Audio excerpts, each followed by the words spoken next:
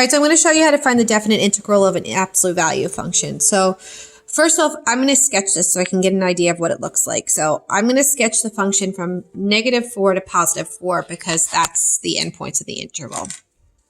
All right, so we make a table of values from -4 to +4, and we plug in all of those numbers. So 4 minus the absolute value of -4 is really 4 minus 4, so we get 0. 4 minus the absolute value of -3 is really 4 minus 3, so we get 1, and so on. And then I sketched it. So here's a picture of my sketch, my graph.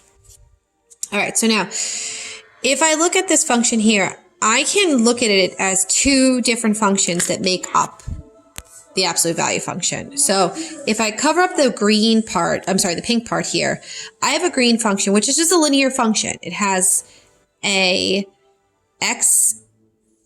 y-intercept of 4 and has a slope of +1. So my y-intercept is 4 and then up 1 over 1. So the green part is 4 plus x or x plus 4. We're used to seeing it as y equals mx plus b, but I'm just keeping it in the same form as the absolute value. All right, now if you look at the pink function, so if you cover it up and you look at pink, it's a linear function. It has a y-intercept of 4 and has a slope of -1. So on the pink side of the graph, the function is equal to -x plus 4, or I'm just going to keep it the same format, x minus 4. Slope, y-intercept. Slope, y-intercept. All right, so now when I evaluate this definite integral, I can break it up into two separate integrals. I can evaluate the green graph from -4 to 0, and then I can evaluate the pink graph from 0 to 4.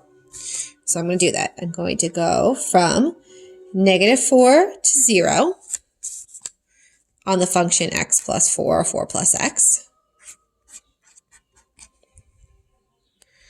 That's the green function.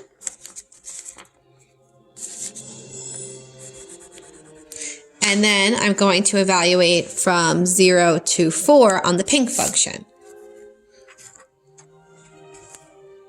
The pink function is x, -x plus 4 or 4 minus x. Y-intercept and slope.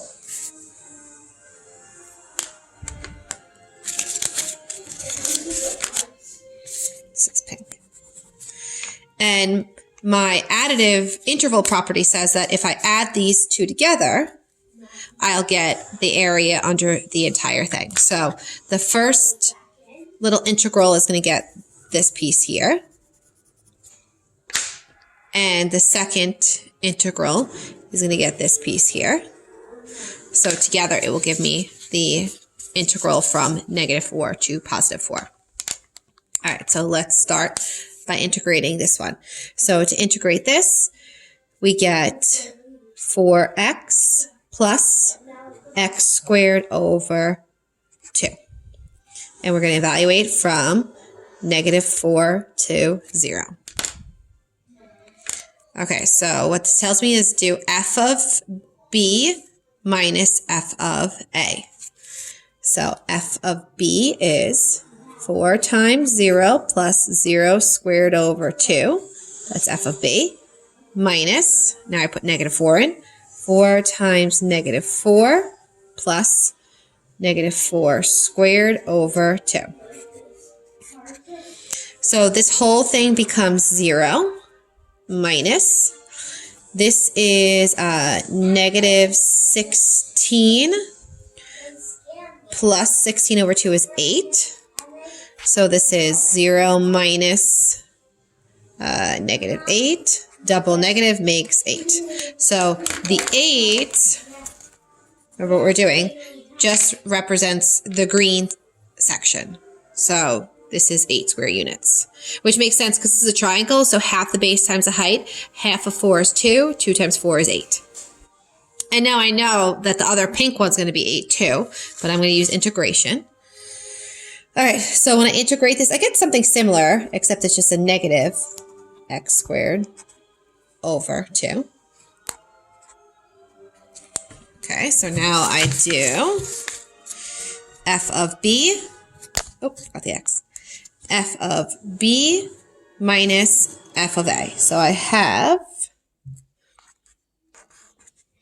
4 times 4 minus 4 squared over 2 minus 4 times 0 minus 0 squared over 2.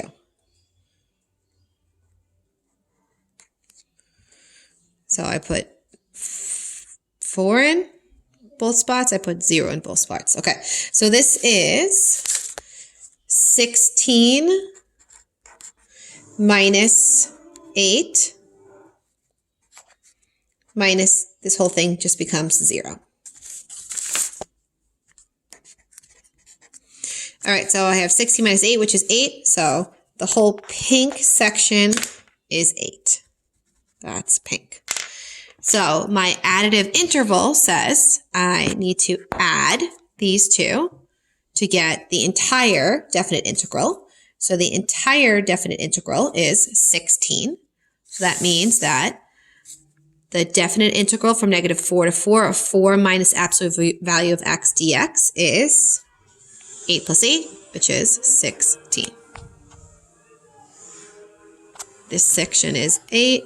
This section is 8. Together we have 16.